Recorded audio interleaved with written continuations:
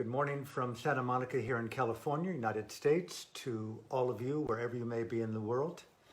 My name is Alan Clements. I'm giving a series of outtakes, talks on the crisis in Burma, democracy and world Dharma, the intersection of consciousness in context to freedom, to human beings, to the planet, to the preservation and the sanctity of universal human rights, long after you and I die, to the future of life itself. Thank you for tuning in. A crucial talk for me. And may I invite you, especially for those people from Burma or connected intimately to Burma, this talk today is directed explicitly at the Mahanayaka Sayadaws Council, the monks in Burma, the leading Sayadaws and the nuns, and Buddhists worldwide. Now, many of you know that within 1 hour from now, the military dictatorship, Senior General Ming Online, has declared the internet will be severed yet again in 1 hour from now. That means that there's 1 hour from this minute now until the internet is down yet again, that you can forward, digitally forward, share. May I invite you to become creatively active in your conscience digitally here and share this talk to the people of Myanmar, of Burma, and to Buddhist worldwide, teachers, followers, students, sects, it does not matter. Put it out there. We're in this together today. I have a deep reverence for Myanmar, Burma, the Sasana, the Dhamma, the Buddha, the Sangha. I was a monk there for a very brief period of time, only 4 years. I've spent many years as a layperson immersed in the culture. I am who I am in large part based upon the good women and the men in Myanmar, in Burma, birthing me into the Dhamma, allowing me the sanctity of a meditation center, a yekta, to confront my own unrecognized fear and greed and addictions. I'm an example of what's possible to confront out of control arrogance, pride, denigration of self, of addictions in all forms, from narcissism to substance abuse. And Myanmar is my Dhamma home. The nuns and the monks, the Sangha, are my mother and father, my brothers and sisters. I want to speak to you, Mahanayaka Council in Yangon, to the Sayadaws all throughout the country and all of the yektas, the nearly 500,000 bhikkhus, monks in the country, and nearly the same amount of nuns, tilashins, bhikkhunis, and to Buddhists worldwide, but primarily to the people of Myanmar.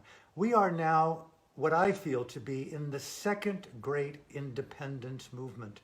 The first, you know, will be what General Aung San and many of the heroic boys and girls in the 40s brought forth and delivered the people of Burma into their freedom from the imperialist white British Empire, the first independence.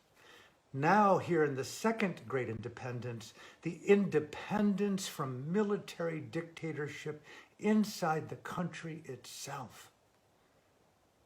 The civil disobedience movement in Myanmar is crucial to the success of this second great independence movement. I'm thinking back in my heartfelt associations with the teachings of the Buddha. I remember a small passage where his ally, his friend, his attendant, Ananda, he and the Buddha are walking.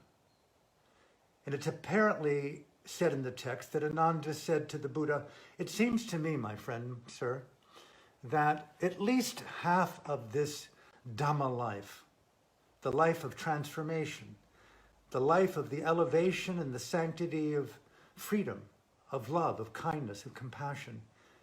It seems to me, sir, that at least half the Dharma life is good or noble friendship. This is so rad.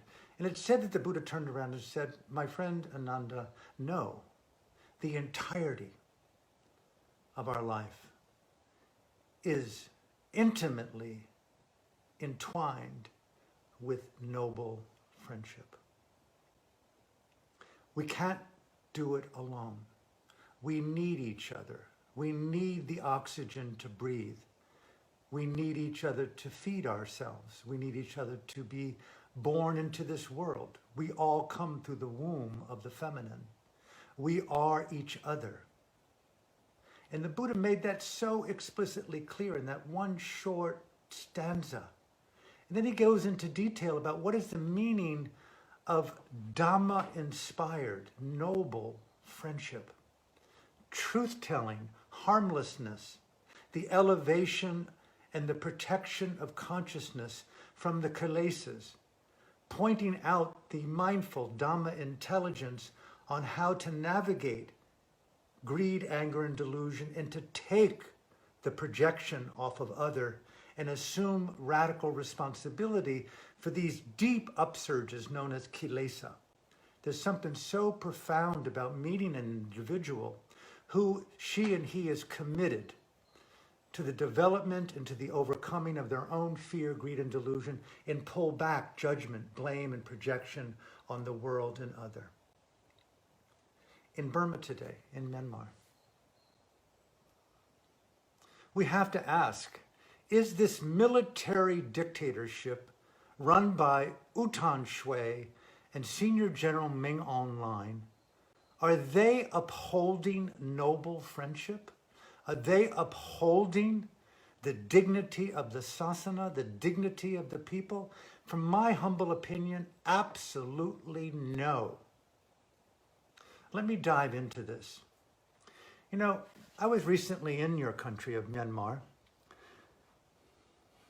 and I heard repeatedly from people that the biggest threat, alongside the military dictatorship that is still out of control, although there is this so-called constitution they brought in 2008, and there are elections, and there's a civilian government, obviously they're out of control still. But quite frankly, it's their relationship to China. I heard the phrase, Burma will be the next Tibet. Interesting. In the last year, what we have watched in Hong Kong is a travesty to me. The denigration of the freedom of the sovereign people of Hong Kong by the genocidal premier. Excuse me, sir, you are a genocidal dictator. Xi Jinping of China, call it like it is. The Uyghurs of China, 3 million of them in indoctrination camps, ethnically cleansed, tortured, vilified, raped, and what you have done in the free world to show who you are, what your motives are. Look at the people of Hong Kong, democracy activists, just like in China in 1989 in Tiananmen Square, a massacre. And it's very interesting to me. In the Human Rights Council in the United Nations, who objected to the violent military overthrow of democracy in Burma? Mr. Xi Jinping, you, sir, objected, were unwilling on a Human Rights Council with that level of blood on your hands. How did you ever get to be part of a Human Rights Council, right? Bear with me, I'm talking to you, the Sangha, the Mahanayaka of Myanmar.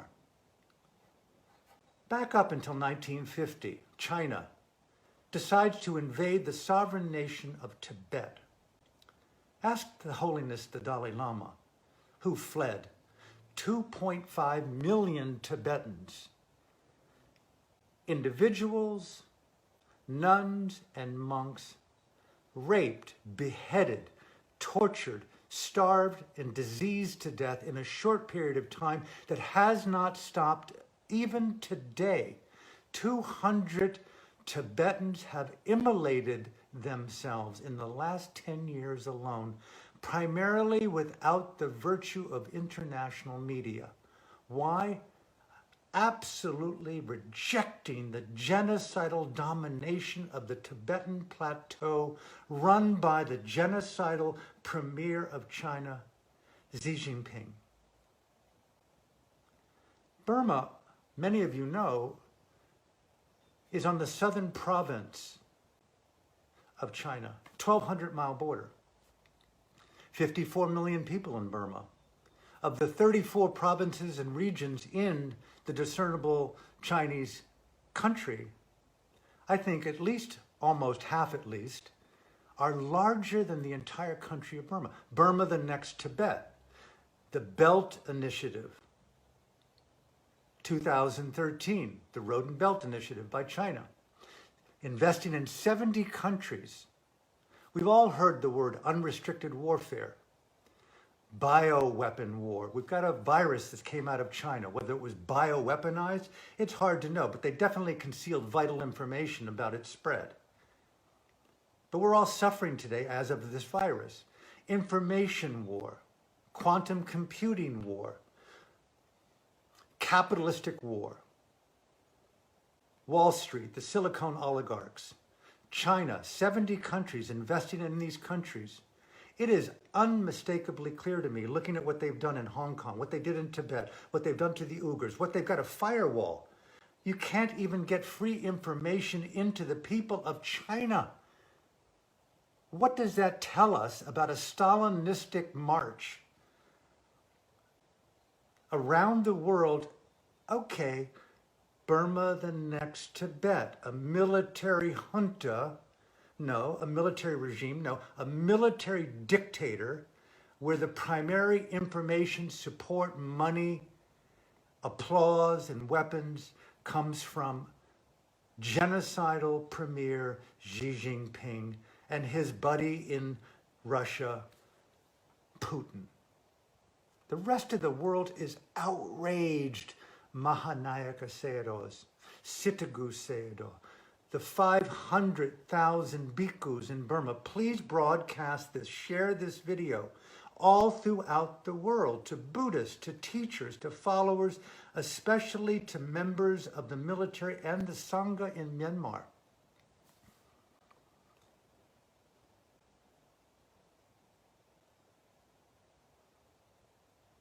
Xi Jinping has a gas and oil pipeline into the Bay of Bengal. It's the little-known, obvious secret behind the Rakhine crisis with the Rohingyas. A deep financial investment in resources, owned and sponsored by Senior General Ming Online. This is not a military. I'm going to speak tomorrow to my President Biden and to people in the EU. The military in Burma is a terrorist organization. Is it not obvious? In one split second, they decimated the democracy movement, but Gen Z is rising up in radical expression of civil disobedience, and the world is supporting them except Premier Xi Jinping and his friend in Russia, Putin. What does that tell you, Senior General? They're in bed where the money flows, thinking that this cult of terrorism going around the world will be left unchecked. But guess what? You've crossed the line.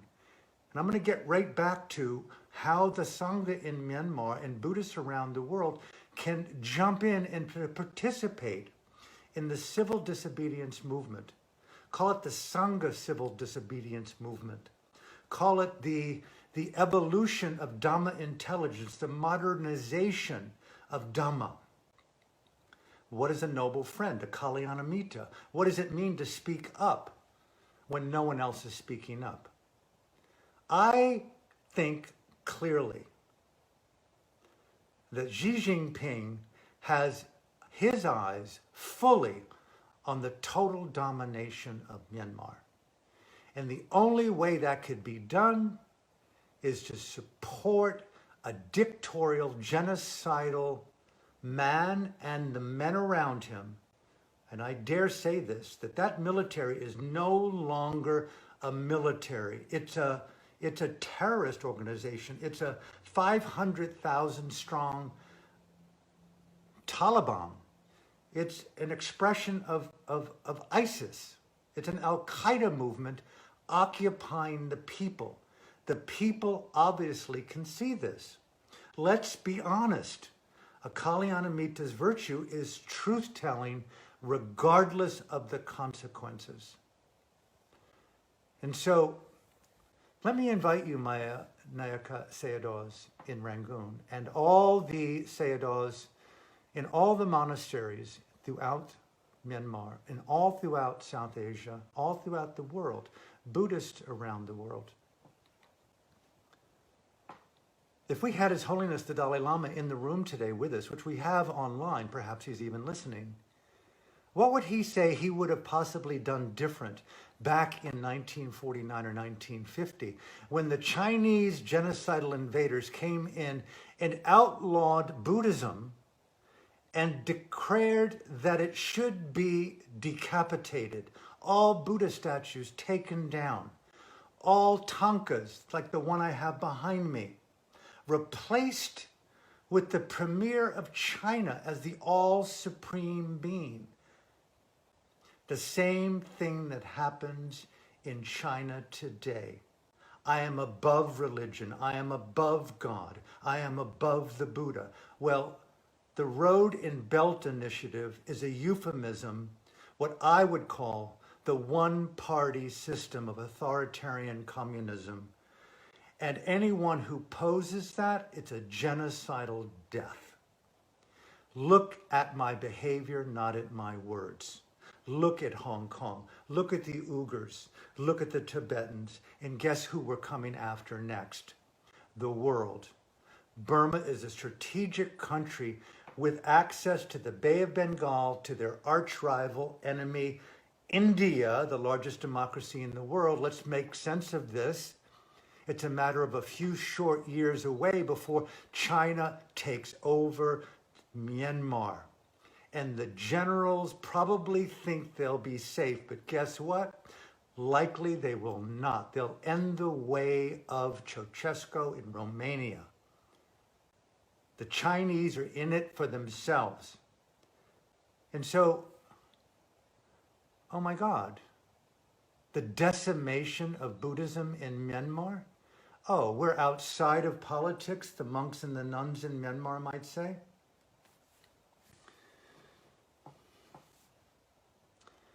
I would beg of you, pray of you, if I were sitting in front of you with deep reverence, as I am, digitally, the Venerable Sayadaws who've dedicated your life to Dhamma, Dana, Sila, Bhavana, the transformation of consciousness, the elevation of freedom, that you're not separate from the people of Myanmar. Those generals all claim to be Buddhist. They look to you, Siddhagu Sayadaw. I've met you. You're in my book, Burma's Voices of Freedom. I've asked you difficult questions. I'm asking you difficult questions today, sir. You were recently photographed with Senior General Ming Online and his commanders, and they look to you for guidance, support. Are you willing to tell the Sangha of Myanmar, all the Mahanayaka Sayadaws, everyone in the country that reveres the Buddha, the Dhamma, and the Sangha, are you willing to speak up like a Kalyanamita and not be in collusion with a terrorist organization like a Bin Laden to Al-Qaeda? Do not collude with the generals. Do not collude with the military, and do not hide behind the ancient dogma that we as a Sangha do not involve ourselves in politics. Freedom is freedom. Oxygen is neither Buddhist, Christian, or Catholic. It is life-giving. Consciousness is the source of freedom, and we're all born equal in dignity and rights. May I encourage you, please share this video. Share it with the monks and the nuns in Myanmar. Share it with the influencers. Have it go viral. Time is of essence. There is still hope. The civil disobedience movement is just beginning. And you, sirs, in Rangoon, in your yektas, in your monasteries, the Mahanayakas Council in Yangon. I'm speaking with you and all the bhikkhus and all the nuns throughout Myanmar. In deep respect, this is the time. This is the moment. You know as well as I do, moving in here to the last third of this sharing, the Vinaya, the code of conduct for monks. 224 disciplines that we committed ourselves to that you still discipline yourself by. And the nuns, something like what, 317 rules. The lay people, 8 precepts or 5 precepts. The word parajika, the ultimate defeats, where one violates the most important rules of consciousness to uphold the dignity of the Sangha, the 4 parajikas. Sexual intercourse when you're a nun or monk. Stealing, killing, lying. Senior General Ming Online is a Buddhist. The regional commanders in his coterie of highly paid terrorists commit to the precepts but do not follow them. They have broken the parajikas. They are raping the nation at this very moment. I've seen the videos of the police and the military coming into homes, dragging people out, shooting, tanks on the street. Wrong. It's a parajika. They're raping the people. Parajika violation number 1. They're lying to you and to the world. They are not upholding democracy. They're upholding tyranny and dictatorship and violence. Parajika 2, broken. They are stealing the freedom and the democracy of the people and your own venerable sirs and nuns and further monks throughout the country and around the world. They are stealing at this very moment freedom and democracy from you and the people. And they're lying about it. They've broken all 4 parajikas that when a monk commits are the ultimate defeats and they leave the Sangha. In 2007, the Saffron Revolution, many of you probably who might even hear this if it's translated into Burmese, walked in mass down the city streets in Mandalay, Myitkyina, and in Rangoon, chanting the Metta Sutta. Even in front of Aung San Suu Kyi's house, she came out. You were gunned down by these military. Right now, you're in the sanctity of your kutis, in your monasteries. Some of you have taken to the streets. But to actively, vocally declare your allegiance to the people of the country as visionary upholders of freedom, freedom of mind, freedom of thought, freedom of conscience, dignity, sila, hiri, and ottappa, the essence of the Universal Declaration of Human Rights. They are decimating at this very moment, monks and nuns, your food source, your medicines, your robes, all are intimately dependent upon the lay people of Myanmar, and they are raping, killing, murdering, and imprisoning your very sources of survival. And everyone in the country, everyone in the world looks to you, sir, for moral guidance, Dhamma intelligence, mindful intelligence. How do you see yourself as separate from what is going on in Myanmar today?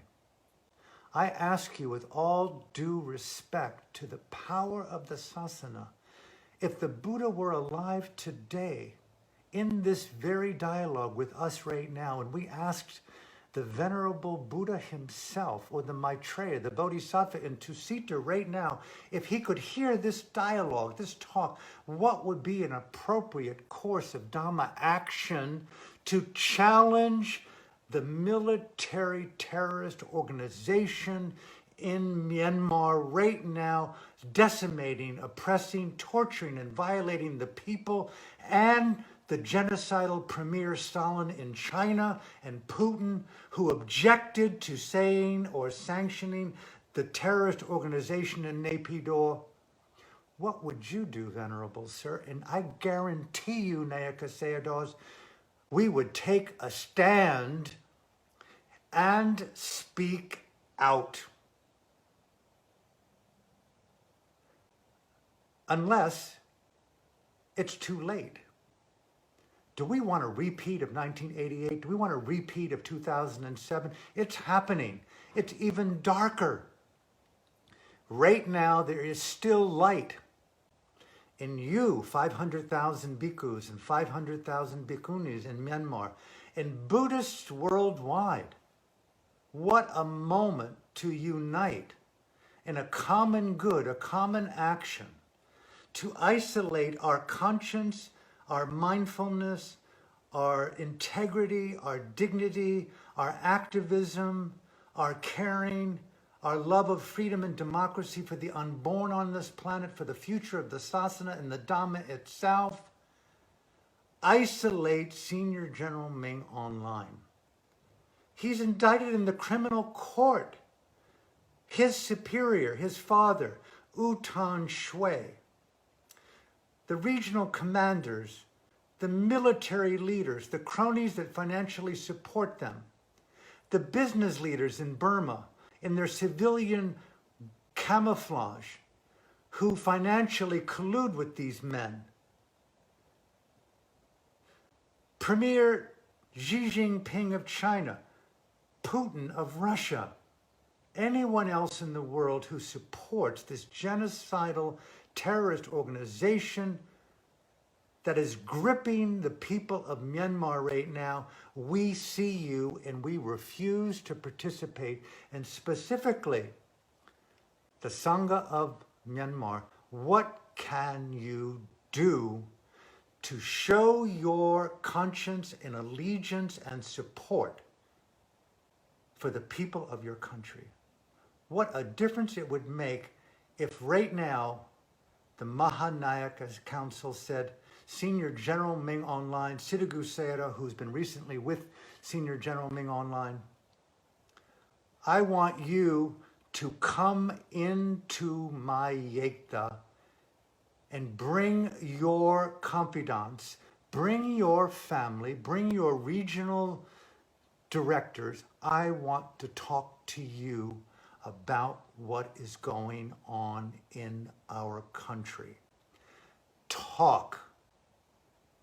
Don't sit back and be mindful of one's own mind. Don't hide behind the dogma of bhikkhus and sangha don't get involved in politics. Ask His Holiness the Dalai Lama right now, 50, 60, 75 years post-genocide, and the onslaught of the Tibetan plateau continues with his own people. Ask the people of democracy in Hong Kong, the Muslim Uyghurs, the people of China, good people who've never had a moment of freedom in their life under the Premier Xi Jinping. Burma is the next Tibet unless it's stopped, and it's in the hands of the Mahanayaka Council. You are the leaders of Dhamma in Burma. You are the leading sons of the Buddha himself. What will you do? I appeal to you. What will you do? Get on national TV. Flood the airways, flood the live streams, flood the newspapers. Have a revolution of Sanvega. Instill a sense of fiery urgency for all leaders in the military to rise up and understand that there are consequences to your action in this life and in the future life. You will never be safe in your own mind. You'll never be safe in the future, even though you think you are successful. Everywhere you go, you will be shamed and mocked, shunned and ridiculed. You'll have to fear for your lives, bandits and robbers and assassins, and you'll be haunted by your conscience and your lack of hiri and otapa. And just like Devadatta, the law of cause and effect, karma and vipaka, it is not what I am saying will happen to you. It's the nature of the cosmos, the interwoven fabric of cognition and physicality in the 31 planes of existence. Let these terrorists understand apaya, the 4 dimensions of the lower world, the animals, the petas, the hell worlds. That's your destiny, Senior General Ming Online. It's not a threat, it's a law. A karma, ancient, eternal law. And you monks and you nuns are the ones to fire this story. Create a Sanvega campaign. Broadcast 24/7 with loudspeakers into the villages, into the cities, into Naypyidaw. Let the military know that you stand with the people. Or there will be no Dhamma in Burma, because Burma will be the next Tibet. The Road and Belt Initiative is happening faster than you've ever believed. 90% of Mandalay is Chinese. I love the Chinese people. I have no respect for the genocidal premier of China, Xi Jinping, and the 90 million running dogs of his Communist Party. What he has done to the people of Hong Kong is despicable. What happened in Tiananmen is despicable. What's happening in Tibet right now is despicable. Imagine immolating yourself. What kind of terror you must be in to want to draw world attention to the violations of my own people? I remember back in the 60s, the Vietnamese monk who immolated himself and set the world on fire. Monks in Burma, you have an opportunity to set the world on fire with your moral Dhamma courage. I'm not saying immolate yourself, but who knows? Immolate the space with the luminosity of conscience in action. Modernize the Sangha. Modernize the Dhamma. Come out of the ancient separation of Dhamma, Sasana, Sangha, and politics. It's an old, broken paradigm. Oxygen is oxygen, whether you're Chinese, Buddhist, Catholic, Taiwanese, Portuguese. It transcends concepts. Dhamma transcends religion. It's the oxygen of decency. Monks and nuns in Myanmar, around the world, you uphold the sanctity of the oxygen of consciousness, Vumuti, Dana, Sila, Bhavana, the 4 noble truths. Speak up and show your solidarity with the people. I beg of you with all due respect, I'll close.